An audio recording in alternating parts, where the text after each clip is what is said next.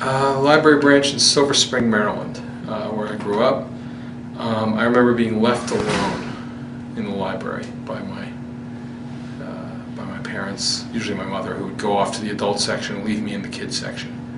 And I can remember staggering from shelf to shelf and pulling stuff down, and she would find me at the end of a 2 or 3 hour period just buried in books, having read 20 or 30 in a row. Obviously children's books, not Dostoevsky or anything, but I just remember being lost back in the stacks and loving the feeling of being lost. I also remember the bookmobile.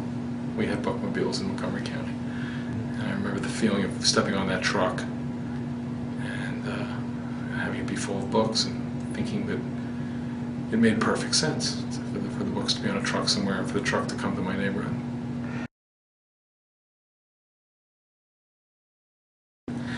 I do. I have to say that my favorite librarian is Madeline Littman, and I have to say that because she is my mother-in-law.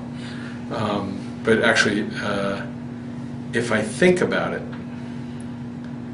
I would say that the woman who was the librarian on the bookmobile, who would often hand me the book that she thought I was ready for, and I don't know her name. I wish I could find out her name, but of course I was 5, 6 years old.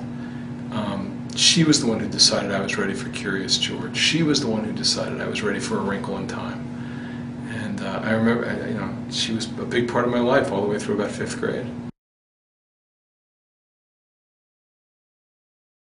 Well, I was being, I guess, a little bit flippant about the fact that we continually buy every book that isn't nailed down in my household, but that's an indulgence that I work in television now, and apparently I have some discretionary income, but a lot of people don't. And access to a library card is access to the world, and it's access to the world regardless of who you are, how much money you have, what your financial situation is, what your family's financial situation is.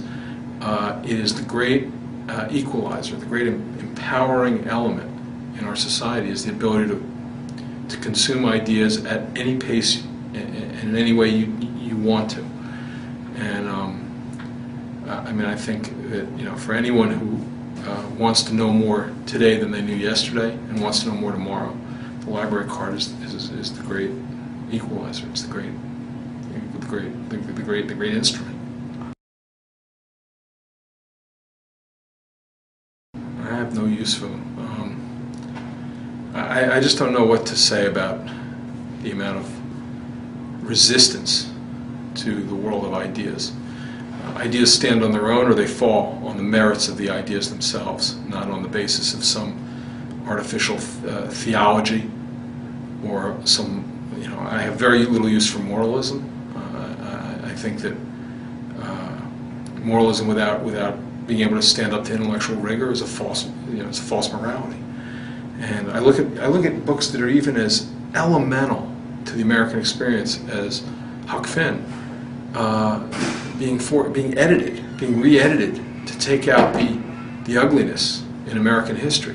That book matters because of the ugliness that's in its pages, because of what Twain is documenting.